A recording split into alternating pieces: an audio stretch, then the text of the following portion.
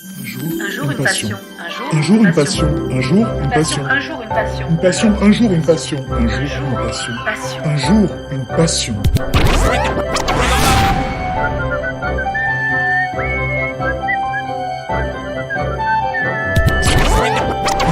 Une passion, un jour, une passion. Un jour, une passion. Un jour, une passion. Salut à tous, c'est Laurence Camilleri pour la rubrique Un jour une passion. Je suis reporter citoyenne pour Citizen Light. En décembre 2022, j'avais rencontré l'incontournable architecte du vivant, Emmanuel Coste. En quelques décennies, son nom est devenu le label de l'écohabitat. Emmanuel Coste allie le bon sens avec l'innovation. Un seul objectif pour lui, moins consommer. Après plus de 30 années à concevoir des piscines et des centres aquatiques, Emmanuel Coste est né d'une vision d'un appel à changer notre regard sur l'eau, avec sa structure holistique, ou simplement de retrouver ce lien magique qui relie l'homme et le vivant. L'eau en est le fil conducteur. Je le rencontre à nouveau chez lui, dans les Alpes de Haute-Provence, où il a transformé sa piscine chlorée en un bassin d'eau naturelle, redynamisé. Il va nous en parler tout de suite.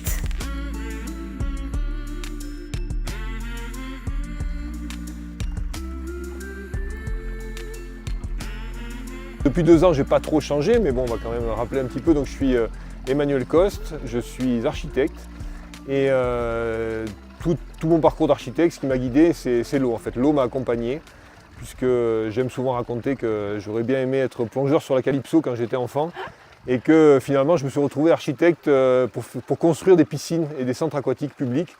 Et depuis maintenant 4-5 ans, j'œuvre au travers d'une structure qui s'appelle Holistique. Ça s'écrit O comme l'eau, O holistique, E-A-U, holistique, qui crée des espaces de vie autour de l'eau. Très bien, donc aujourd'hui on se retrouve chez toi, il y a eu du changement. Donc il y a ce bassin qui est juste énorme, est-ce que tu peux nous le faire découvrir en direct? Je le découvre en même temps que vous. Donc je t'écoute, on va faire une petite visite. Ce bassin il est tout nouveau, il a été terminé, il est même en cours de finition sur les petits détails. Et en fait, en arrivant ici, il y avait une piscine 10 par 5 comme on trouve régulièrement, une piscine traitée au chlore de manière classique. Et tout de suite, j'ai eu envie de la transformer en bassin naturel. Alors en même temps, moi dans tout ce que je fais, j'aime bien expérimenter. Et là, je me suis dit comment dans une piscine, dans un circuit fermé, on pourrait recréer une eau vivante qui va s'auto-gérer, on va dire, par différents artifices, déjà par la construction du bassin. On voit que ce bassin il a des formes particulières, il a une forme qu'on appelle... J'avais pas vu à l'intérieur. Voilà, il y a des symboles au fond et surtout cette forme d'amande qu'on appelle la mandorle, qui est une forme sacrée qui a été dessinée au nombre d'or.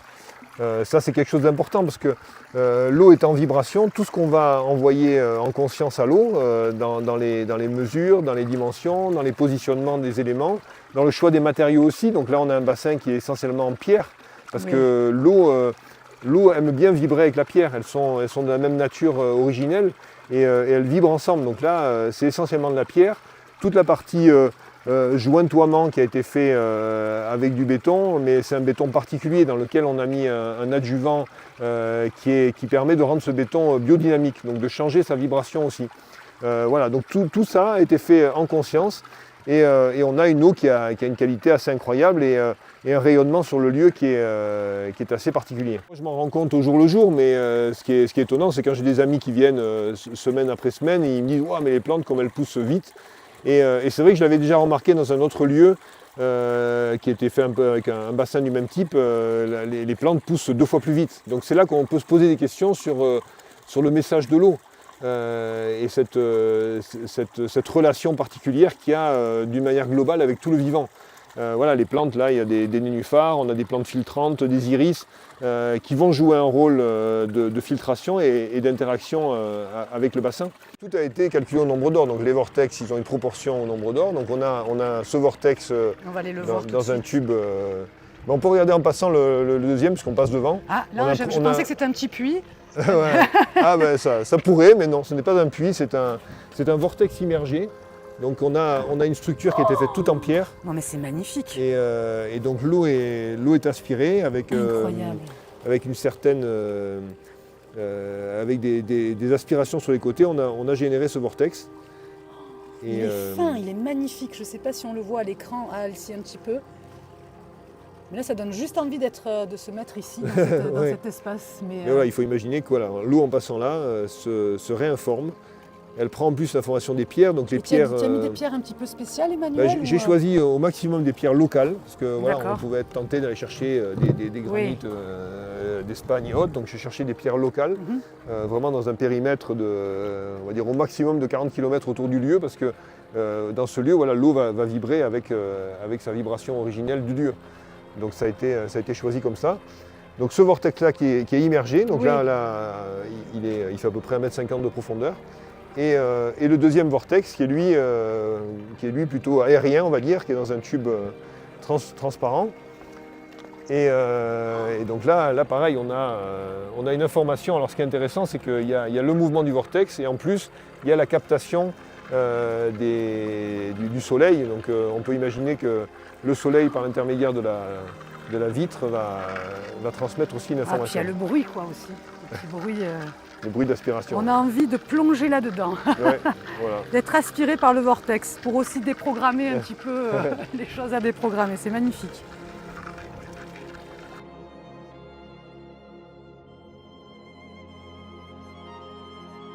Elle est poussée dans le vortex, donc elle monte, et par le trou du milieu, elle retombe dans le bassin. En fait. Donc c'est une forme naturelle. Donc tout arrive dans ce bassin avec une information de vie.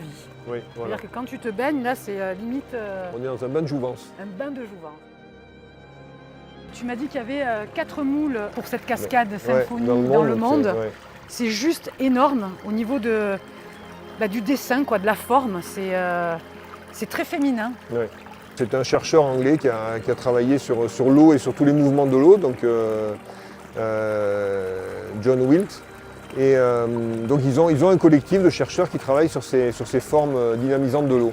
Alors ce qui est assez drôle pour moi, c'est qu'il y a, on va dire peut-être il y a une trentaine d'années, j'étais en voyage d'études sur les écoquartiers aux Pays-Bas et en Allemagne, et j'ai vu une cascade comme ça. Et je me suis dit, mais ça c'est quelque chose dont je rêve. Donc là, je réalise un rêve de jeunesse, on va dire, en réalisant cette cascade ici. Et elle a été réalisée par mon ami Jérémy Ponce, donc qui réalise ces cascades. Donc il l'utilise à la fois pour des bassins, mais aussi pour le vin. Donc il sert à faire passer du vin et le dynamiser de la même manière. Et dans l'agriculture, donc c'est énorme parce qu'on se rend compte que cette eau dynamisée, elle est énormément appréciée par l'agriculture et les animaux. D'ailleurs, je suis étonné, enfin même on va dire ça ne m'étonne pas, mais je suis rassuré en voyant que mon chien vient boire dans le bassin. Et il ne boit même pas dans sa gamelle. Il sort, il vient boire dans le bassin. Donc l'animal ressent que cette eau est bonne pour lui. Tout à fait. On sent ici que tu es en train de réconcilier l'information de l'eau avec l'ambiance qu'il y a tout autour aussi, parce qu'on est dans un environnement assez protégé quand même. Ouais. Et ça permet de donner aussi une autre ambiance. Souvent, moi, on me disait que quand on crée des espaces de vie comme ça, eh bien, c'est vrai qu'il y a vraiment une harmonie qui se crée. Ouais. Tout à fait, mais c'est vrai que je suis moi-même étonné comme j'ai reçu un appel pour faire ce bassin. En fait, c'était quelque chose de plus fort que moi. Là, j'ai failli reporter le chantier parce que j'avais plein de choses à faire à côté. Et j'ai ressenti encore un appel très fort avec des synchronicités qui se sont présentées. Et je me suis dit vraiment, il faut que je le fasse. On pourrait dire que l'eau s'infiltre dans ta vie de plus en plus. Et est-ce qu'elle te parle ?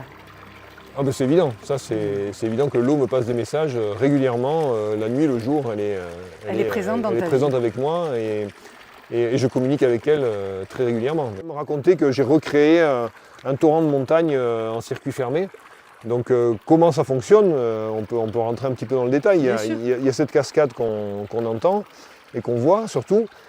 Cette cascade, c'est quelque chose d'extraordinaire, on va dire, de très rare, puisque elle a été réalisée par un de mes amis qui s'appelle Jérémy Ponce, qui a un moule pour cette cascade. Elle s'appelle Symphonie et elle a été mise au point par un groupe de recherche et notamment un Anglais qui s'appelait John Wilkes, qui a travaillé sur ce qu'on appelle des vasques vives. Et on remarque que l'eau dans ces vasques prend un mouvement particulier qui rappelle le battement cardiaque. On appelle ça le cœur du hanneton parce qu'on a cette série de vasques qui font que l'eau est pompée et régénérée. Et on ressent vraiment que l'eau est joyeuse dans cette cascade. Elle reprend à chaque passage dans la cascade, elle reprend de la vie et elle se dynamise. Donc ça c'est important parce que cette partie-là, c'est dynamiser l'eau et faire en sorte qu'elle soit toujours oxygénée et qu'elle reprenne des bonnes énergies. Les autres éléments qui composent le bassin, d'un point de vue filtration, on va dire, c'est des vortex. Le vortex, c'est un élément très important. Les vortex sont partout dans la nature. On les trouve dans le cosmos d'abord, parce que les galaxies, c'est des vortex. Tout à fait. On le trouve quand on vit dans un lavabo, il y a un vortex qui se crée. Les vortex sont très importants parce qu'ils vont être porteurs de l'information de l'eau. Donc l'information, c'est information ou désinformation. Donc là, le but, c'est de passer cette information à l'eau et en permanence lui rappeler qui elle est. Et que cette eau, elle vient du cosmos, puisqu'on sait très bien que l'eau vient des étoiles aujourd'hui, elle vient des étoiles, elle se pose sur Terre délicatement, régulièrement, et c'est les arbres qui la transmettent à la nature. Donc c'est important, d'ailleurs, on a parlé des plantes, c'est important de parler de la relation étroite qu'il y a entre les arbres et l'eau. Lorsqu'on coupe une forêt, on intervient sur l'eau et on va appauvrir le territoire en eau. Les arbres sont des porteurs de l'eau entre la mer et la montagne. Donc dès qu'on interrompt une lignée verte, l'eau va s'interrompre et les nuages ne vont pas aller jusqu'à la montagne. Donc aujourd'hui, je vais être un petit peu dur, mais de couper des forêts pour mettre des panneaux photovoltaïques, c'est une attaque à l'eau.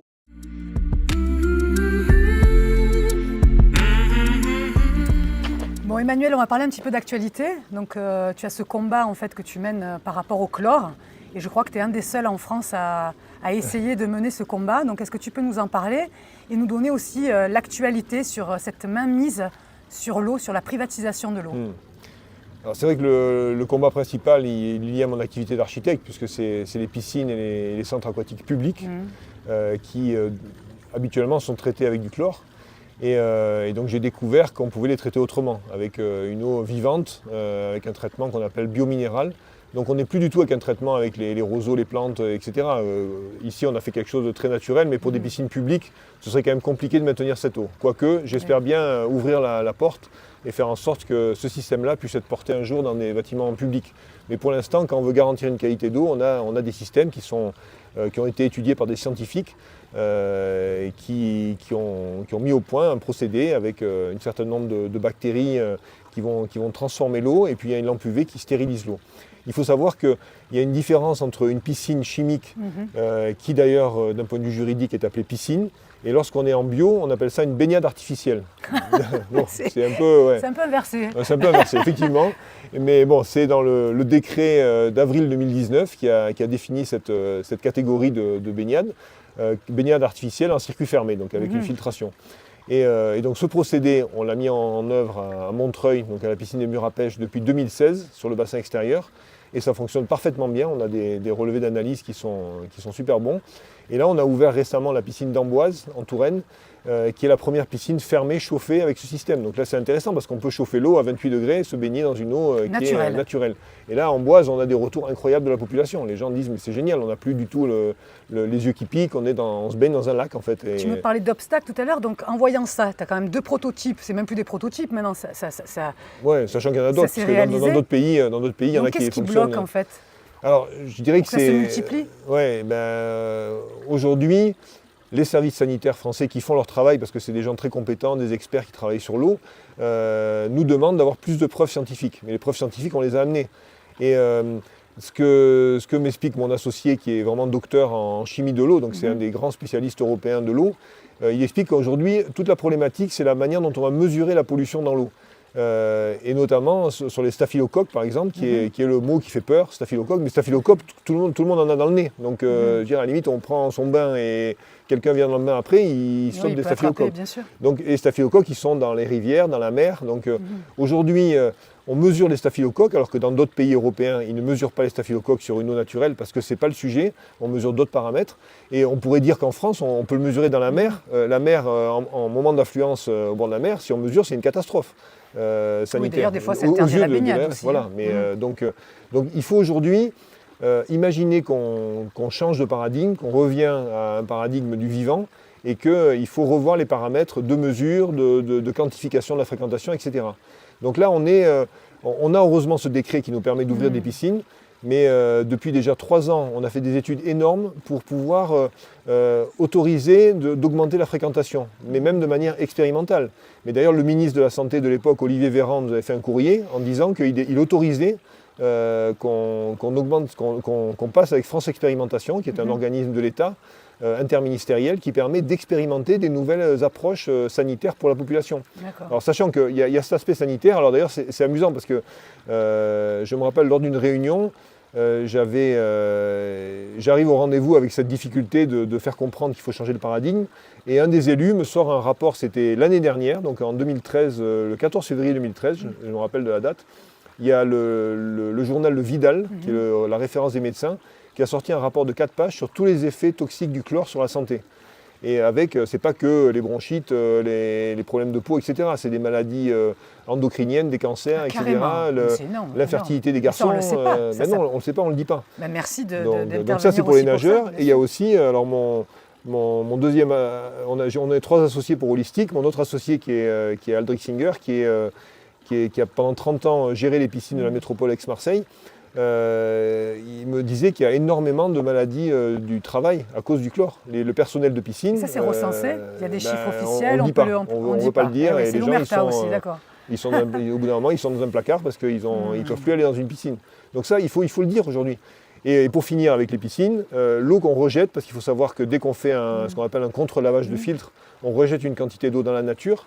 Cette eau, elle détruit tout le vivant derrière, de manière subtile, parce qu'il n'y a pas beaucoup de chlore, ça a été un peu déchloré, mais il y a quand même du chlore, et ça va détruire dans les nappes tout. Ça va détruire les mycorhizes, tout ce qui est dans les nappes. Tout ce qui permet d'être vivant. Donc aujourd'hui, on aimerait être écoutés et qu'on puisse nous laisser faire l'expérimentation, et qu'on confirme que ça marche, parce qu'on est convaincu que ça fonctionne, et que la population sera hyper contente de nager dans l'eau. Bien sûr. Biologique. Mais c'est une responsabilité de chacun. Connaissant après cette information, ça veut dire aussi attention où on amène nos enfants se baigner. Donc c'est compliqué aussi. Mais en même temps, c'est une information qui est importante et c'est vrai qu'il faut la saisir. Donc toi, tu mènes ce combat avec ton associé, donc vous essayez là de faire quoi là aujourd'hui? Qu'est-ce qui se passe? On est 2 associés à Holistique. Alors il y a Holistique et puis il y a mon agence d'architecte, l'agence Cost. Effectivement, comme tu l'as dit, on est les seuls architectes, enfin on n'est plus les seuls maintenant. Ça qui est super, c'est qu'on a été les seuls pendant plusieurs années, pendant très longtemps. On se sentait un petit peu seul et là je suis super content parce qu'il y a 2 autres agences d'architectes qui font des projets avec du biominéral. Donc il y a la piscine de Pontarlier qui va mettre du biominéral et une piscine à Néris-les-Bains qui va mettre du biominéral avec 2 autres architectes.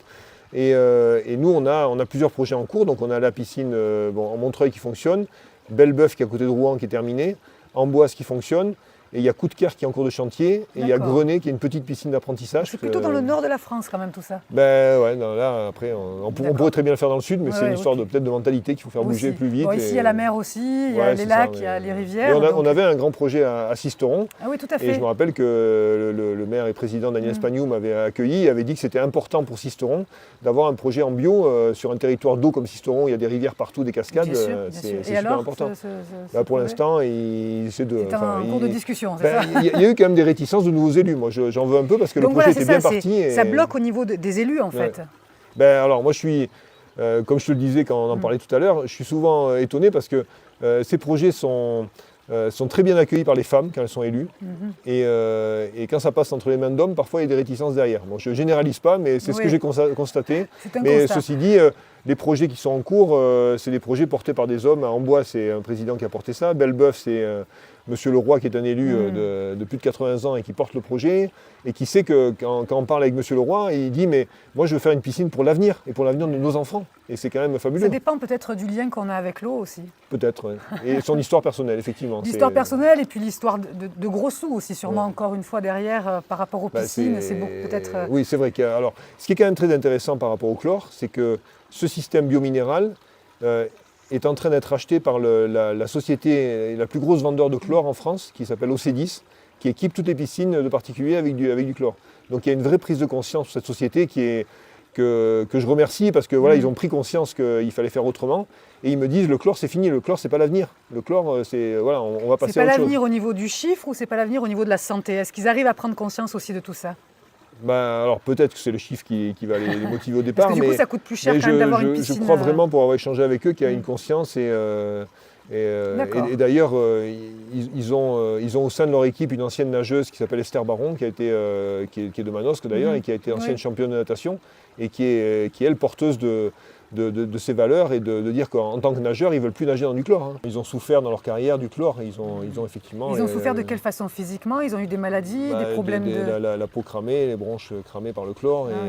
Et donc souvent, à 22 ans, ils sont cuits. Hein, donc, mais ça, on n'en entend pas parler non plus.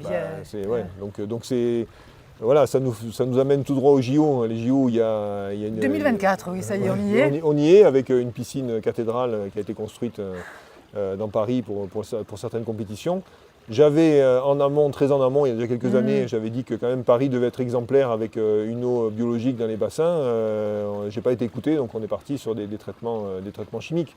De la même manière, il y a tout le sujet de la nage. C'est polémique parce qu'il disait que finalement, comment on peut contrôler un bassin sur la Seine alors que le reste est pollué, là où on en est finalement de cette histoire. Alors c'est vrai que sur la Seine, pareil, on s'est intéressé au sujet avec Holistique, puisqu'on avait des solutions de traitement biologique de la Seine, y compris les baignades qu'ils envisagent à mettre dans des baignades flottantes. Paris-Plage. Aujourd'hui, avec Holistique, on a créé un procédé qui est unique au monde, qui est de traitement biologique d'une zone de baignade en milieu naturel. Donc on peut créer une zone délimitée.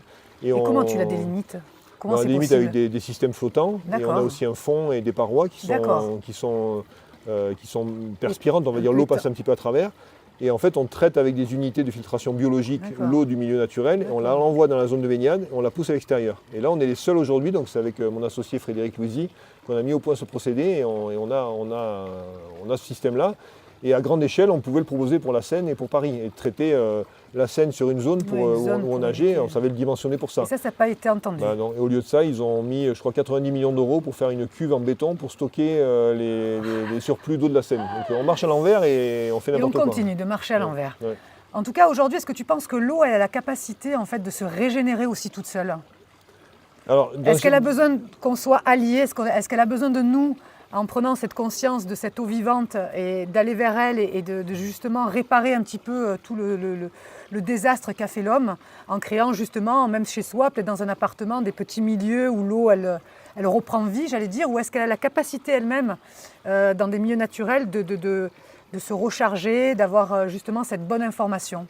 Alors, je pense que ça serait prétentieux de dire que l'eau a besoin de nous parce que c'est plutôt nous qui avons besoin d'elle, mais le truc c'est qu'il faut arrêter de se dissocier surtout. Comme on l'a dit tout à l'heure, nous sommes l'eau, donc tout à fait. Ou comme dirait Pierre Rabhi, l'eau que nous sommes. Donc on est l'eau. Donc aujourd'hui, il y a déjà, première chose, c'est une conscience que l'eau est un organisme vivant à part entière. Et d'ailleurs, je constate que dans certains collectifs de travail sur l'eau, notamment j'avais lu dernièrement sur le travail sur le Rhône, l'eau est à la table des discussions en tant que personne. Il parle à l'eau en tant que personne. Et c'est une personne vivante. Voilà, c'est une avancée, une percée. Mais les peuples premiers, notamment, je m'étais beaucoup intéressé aux Kogis qui ont beaucoup travaillé sur l'eau, ils la considèrent vraiment comme une personne. Et je me rappelle, moi, avoir fait une conférence où j'avais commencé en mettant une photo d'eau et j'avais dit « Saluez, c'est votre grand-mère ». Mais l'eau, c'est nous, il faut... sans eau, il n'y a pas de vie. L'eau, c'est la vie. Voilà, dès qu'il y a de l'eau, d'ailleurs, on voit que les plantes, elles poussent. Sans eau, nous, on meurt, de toute façon. Donc oui, effectivement. Donc c'est déjà, moi, ce qui m'appelle vraiment, c'est de la considérer. C'est prendre conscience de ça. Reprendre contact avec elle, ce lien. C'est pas quelque chose de neutre, de mercantile qu'on achète au robinet, qu'on ingère, qu'on boit, qu'on met dans l'eau des pâtes et tout ça. L'eau, il y a un vrai respect de l'eau. Et elle est capable de passer de différents états, de passer encore une fois dans l'eau des pâtes et d'aller à l'égout après, mais il faut l'accompagner dans ce chemin.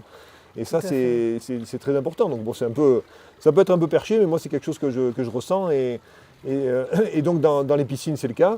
Et dans l'eau potable, c'est le cas aussi, puisque l'eau potable, aujourd'hui, il y a vraiment différentes problématiques. À la fois de ce qu'on appelle les polluants universels, donc les PFAS, on en parle beaucoup aujourd'hui, et c'est quelque chose de gravissime. Alors les PFAS, c'est des polluants imperceptibles, donc là ça va faire peur un peu à la population parce qu'on ne peut pas les filtrer. Ah carrément. Non. Ah oui, donc c'est dangereux alors, c'est hyper vicieux, c'est invisible en fait. C'est invisible, il n'y a aucun filtre qui les filtre. Donc on a appelé nous une petite série Les Guerres Invisibles, on pourrait dire que ça rejoint un petit peu par le moyen de l'eau. Donc c'est quoi? Donc pardon, je t'ai coupé. Donc ça serait... pour faire le parallèle, j'ai le revêtement qui sert à faire les poils Tefal, on dit la marque Tefal, mais c'est l'anti-adhésif. Anti-adhésif, oui, qu'on donc voit c'est un matériau à base de chlore, je ne suis pas scientifique, donc je ne vais pas rentrer dans le détail, mais ce matériau qui est invisible, qui sert à faire que un film étirable où une poêle invisible ne colle pas aux aliments. Il y a ce matériau dedans, et ce matériau, on le retrouve dans l'eau. Et il est de manière microscopique. Donc, mais pourquoi on le retrouve dans l'eau? Parce que ça a été traite jeté. l'eau, parce que ça traite l'eau, parce que c'est des déchets qui sont C'est des déchets qui ont été rejetés. Donc toutes les industries qui ont fait des montagnes de stockage en disant l'air de rien, on fait une montagne, on met de la terre dessus, et ben, ça s'est infiltré dans les nappes et on le retrouve partout. Donc il y a une commune, là, il y a un très bon reportage sur Arte qui en parle très bien. Il y a une commune, c'est Rumilly, je crois, qui est à côté d'Annecy. Ils n'ont plus d'eau potable. Ils n'ont plus d'eau potable. Toutes les sources sont abondantes, mais ils ne peuvent plus la boire. Donc ils sont reliés sur Annecy pour s'alimenter en eau. Et aujourd'hui, les PFAS, on en parle partout. Le territoire du nord de la France et de l'Europe, c'est rouge foncé. Rouge foncé. Ouais, donc là, on peut pas plus donc boire ça veut l'eau. dire que cette eau qui est complètement une pollution chimique, en fait, qui est polluée, c'est un gros polluant chimique, ça s'infile dans notre corps. Et qu'est-ce que D'après ça les peut études déclencher? scientifiques, Est-ce ça qu'il y a un réduit retour? aujourd'hui, j'ai encore lu dernièrement des études, ça réduit de 10 ans la durée de vie de l'individu. C'est quand même pas rien. Donc ça va produire des maladies. Bon, on ne va pas être là pour faire peur, mais tout ce sujet de l'eau potable est un vrai sujet. Donc là aussi, il y a un sujet qui me tient à cœur, c'est la gestion de l'eau. Alors, je comprends que sur certains territoires urbains, il faille structurer avec des grosses compagnies qui gèrent l'eau parce qu'il y a une vraie problématique. Et je regardais dernièrement les C'est pas sorcier sur l'eau qui étaient très bien faits à l'époque où on avait, ils expliquent bien le l'émission qui est sur cheminement, M6, je crois, c'est ça? C'était France 2, je crois, qui était vraiment très didactique pour les enfants. Ils expliquent bien le cheminement de l'eau. Et moi-même, d'ailleurs, j'ai travaillé sur des stations d'eau potable pour Paris. Il y a une grosse production, donc là, on est obligé d'avoir des sociétés structurées qui gèrent ça. Par contre, sur d'autres territoires, notamment des territoires ruraux, comme par exemple ici, les communes se gèrent relativement bien, en tout cas de ce que j'ai pu voir, sur le suivi de l'eau, sur le suivi de la qualité. Il n'y a parfois pas d'injection de chlore parce qu'il n'y a pas besoin. Tout à fait, chez nous aussi, dans notre voilà, vallée, c'est là, assez naturel. Là, il y a une loi qui est passée et qui va obliger toutes ces communes en 2026 à passer sous la direction de l'eau de la communauté de communes qui va donner le service de l'eau à des sociétés privées. Donc pour moi, c'est dangereux parce qu'il y a une perte de la propriété de l'eau. Et donc ces sociétés ont clairement annoncé partout qu'ils voulaient contrôler l'eau mondiale. L'eau appartient à tout le monde. L'eau, c'est un bien universel et c'est, je crois, le bien le plus universel possible. C'est le sang de la terre et elle appartient à tout le monde. Et quand on voit les peuples premiers, je me rappelle d'une visite d'Écoguise dans la Drôme, qui en se promenant dans la forêt tombe devant une source qui était clôturée. Mais il y avait une clôture tout autour. Mais ils disent, mais c'est pas possible, mais pourquoi? On emprisonne l'eau. On emprisonne l'eau, mais vous n'avez pas le droit. Les animaux, comment ils font pour boire? Voilà, on a vu le chien dans la vidéo qui boit dans le bassin. Les animaux ont le droit de venir dans l'eau quand ils veulent. Et l'homme, n'importe quel humain, a le droit de venir avec sa cruche prendre de l'eau n'importe où. Et mais personne déjà, ne rien peut que prendre le l'eau. fait, j'entends ce que tu dis, et c'est vrai que c'est rien que ça, c'est une anecdote qui veut tout dire en fait. Ouais. On pourrait s'arrêter là. C'est clair. Ouais. Mais je trouve que ça fait plus de 50 ans qu'il y a une privatisation sur l'eau. Ouais. Toutes ces industries comme Nestlé, comme Evian, déjà rien que de vendre l'eau, rien que ça. Ouais, de vendre l'eau, effectivement. Et surtout, la dernière fois, je sais plus, j'ai pris l'avion, j'avais très soif, donc je suis allée boire aux toilettes parce que j'ai vu qu'ils vendaient l'eau d'Evian, une petite bouteille de 50 centilitres, 4,50 €. Ouais. Je me suis dit, tu demandes un verre d'eau aujourd'hui, on te dit non madame, c'est payant. Je me dis jusqu'où on va aller? Est-ce qu'on va aller jusqu'à, tu sais, il y avait un petit film d'animation qui s'appelait le petit scarabée. Non mais tiens, c'est quand même un scarabée doré. Hein. Ben oui. C'est le symbole de synchronicité. Hein. Donc on y est là. C'est fabuleux. Non, mais c'est fabuleux, merveilleux. c'est un cadeau. Hein. Merci petit Ça, scarabée. Je disais que donc cette récupération de l'eau, cette mainmise sur l'eau, elle existe depuis 50 ans. Qu'on vend de l'eau, on se dit aujourd'hui, ça paraît normal, alors que dès le départ, on aurait dû dire non. Ouais. Pourquoi vous vendez l'eau? C'est Ouais. gratuit l'eau.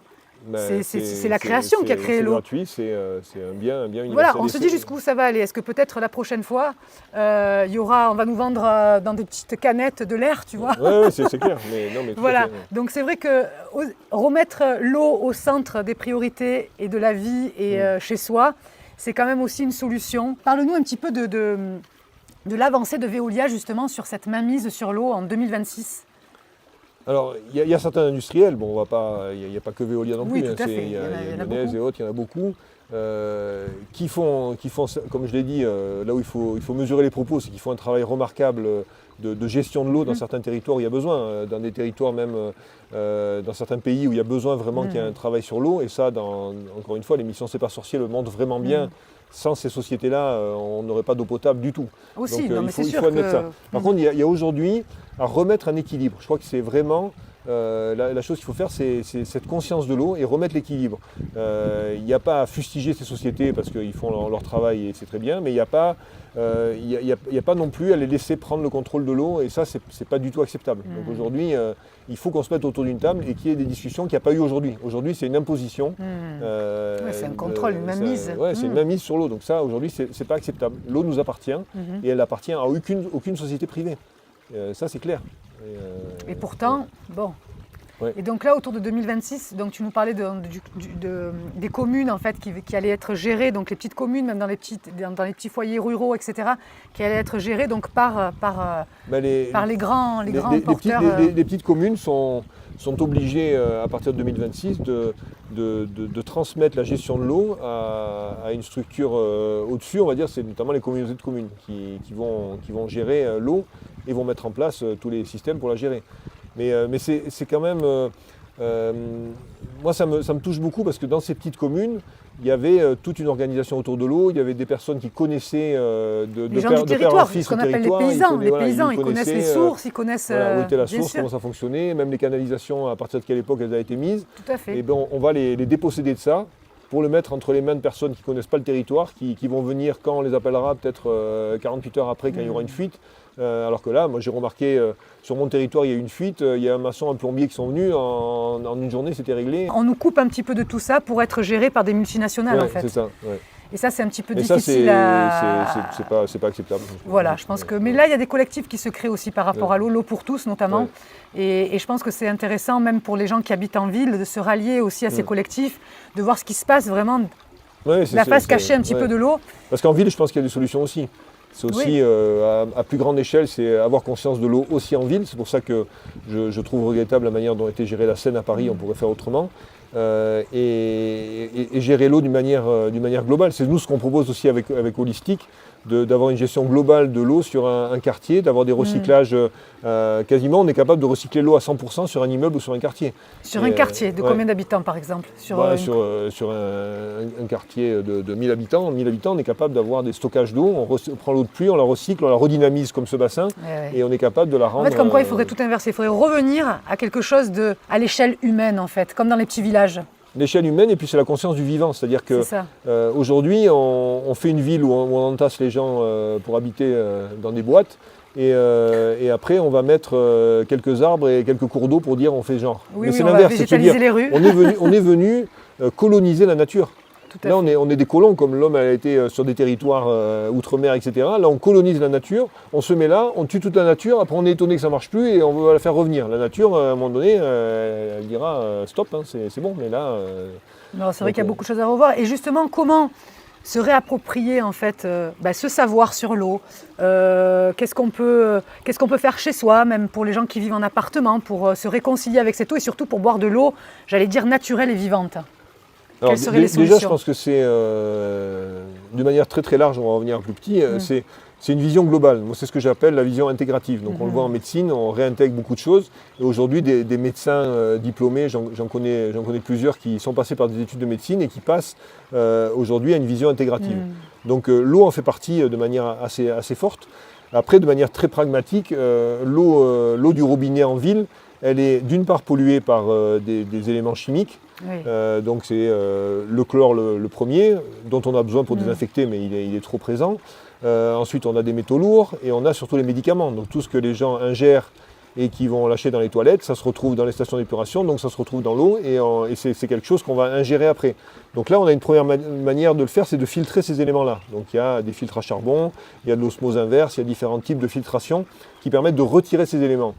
Mais pour autant, l'eau à ce moment-là, elle n'a pas retrouvé sa pureté originelle. La pureté originelle de l'eau, c'est une eau qui est informée par le cosmos et par la pureté originelle. Et pour ça, le seul moyen, c'est de créer un vortex. Donc le vortex, comme on a vu dans la piscine, Le vortex, il peut être créé de manière très très simple, il n'y a pas besoin d'avoir une machine. C'est une baguette en bois, type baguette chinoise dans un verre, on fait tourner et on crée le vortex et l'eau, on lui redonne son information originelle. Ça peut être aussi de faire tourner le verre. Donc on le voit, par exemple, le professeur Marc-Henri, que je suis beaucoup parce qu'il fait énormément de choses sur la vibration de l'eau, ben, c'est quelque chose de basique. Dès qu'on le voit, il fait tourner son verre. Et même dans une bouteille en verre, il y a un bon petit mouvement. Voilà, moi, j'avais rencontré aussi à l'époque Jacques Antonin et Jacques Collin aussi, qui a beaucoup travaillé sur... D'ailleurs, il a fait un bouquin qui s'appelle... alors attendez, c'était Au-delà de l'eau. Oui, Au-delà de l'eau. Au-delà de l'eau. Au-delà de l'eau. Au-delà de l'eau. Et je vous invite vraiment à le lire parce que on apprend beaucoup de choses sur cet élément vital. Ouais. Donc oui, chez soi, il y a ces fameux vortex. Éviter mais peut-être les bouteilles en plastique aussi. Éviter les bouteilles en plastique qui portent aussi des polluants. Donc plutôt, mais il faut savoir d'ailleurs que l'eau du robinet traitée par les manières dont on vient d'évoquer est meilleure qu'une eau en bouteille qui est stockée dans du verre. On ne sait pas ce qu'il y a dedans aussi dans la chaîne de fabrication. Donc la bouteille en plastique, elle a transporté l'eau, elle est stockée X temps, ça coûte cher, c'est une nuisance pour l'environnement parce que les bouteilles en plastique, il faut les recycler. Enfin, il y a toute une chaîne. Là aussi, on revient à la vision intégrative. C'est la conscience de qu'est-ce que cette eau dans mon verre, par où elle est passée. Dans mon corps. Qu'est-ce que je mets dans mon corps après, c'est exactement ça. Tout à fait. Et j'ai un ami aussi qui a des cruches de Marcel Violet. Oui. C'est des cruches en fait qui reproduisent l'effet d'orage. Oui. Donc en fait ça fait des flashs lumineux dans des cruches en terre cuite et ça reproduit l'eau d'orage. Donc là, comme tu disais tout à l'heure, pour ce bassin, au niveau des molécules, c'est une eau épaisse. Là pareil, quand on boit cette eau, en fait, il y a vraiment l'épaisseur de l'eau. Bon, on sent vraiment ça, on pourrait faire une dégustation. D'ailleurs, je voulais faire un événement avec des goûteurs d'eau parce que l'eau, vraiment, elle n'a pas le même goût. Moi, je vois une eau qui est dynamisée, que je passe un vortex ou même je mets des messages. Il y a tout le travail aussi de Masaru Emoto sur l'eau. Clairement, moi, je vois que l'eau change de goût à partir du moment où je la mets dans un environnement où elle a un message d'amour. Et le goût n'est plus le même et sa texture n'est pas la même non plus. D'accord. Nous sommes eau à 98%, un peu plus pour les hommes apparemment. Il faut bien qu'on ait quelque chose. Quel message tu aurais envie de donner? Ce qui me vient, c'est l'amour. En fait, pour moi, l'eau, c'est la messagère de l'amour. Et elle nous dit, en gros, aimez-vous les uns les autres, ou alors aimez votre prochain comme vous-même. Et je pense que voilà, quand on est avec l'eau, on est dans l'amour. Et à ce moment-là, on peut rayonner cet amour. Ça va paraître peut-être perché ce que tu dis, mais on s'en fout parce que l'amour, on en a besoin aujourd'hui en ces temps très sombres. Donc je crois qu'il n'y a que ça qui va pouvoir nous sauver. Ouais. Merci Emmanuel. Merci Laurent. Est-ce que tu as quelque chose à ajouter, un petit message de fin? Bon, c'est un super moment, donc voilà, je suis très content qu'on ait pu parler de l'eau aujourd'hui parce que par les temps qui courent, c'est urgent et indispensable. Bon, merci à toi, merci pour cet environnement, merci pour cet éloge au vivant et à bientôt avec Citizen Light. Voilà, donc c'est des reportages 100% citoyens. N'hésitez pas à vous abonner, n'hésitez pas aussi à aller faire des reportages autour de chez vous avec des personnes qui ont envie de créer des choses innovantes. Merci, à bientôt. Donc nous sommes l'eau, exactement. D'ailleurs à ce sujet, juste une petite anecdote, je me souviens de Pierre Rabhi avec qui j'ai travaillé auprès du mouvement des femmes semencières. Il y a une dame un jour qui a tapé à sa porte et qui lui a dit bonjour monsieur, je viens faire une enquête sur l'eau. Et lui, il lui a répondu de façon très sympathique, donc vous enquêtez sur vous-même alors. Exactement. Donc je trouvais ça assez rigolo. Mais nous sommes l'eau, c'est assez bluffant. Aujourd'hui, on le démontre par des scientifiques, donc c'est ça qui est intéressant. Aujourd'hui, on sent vraiment qu'il y a un rapprochement entre des mondes qui étaient un peu des mondes invisibles.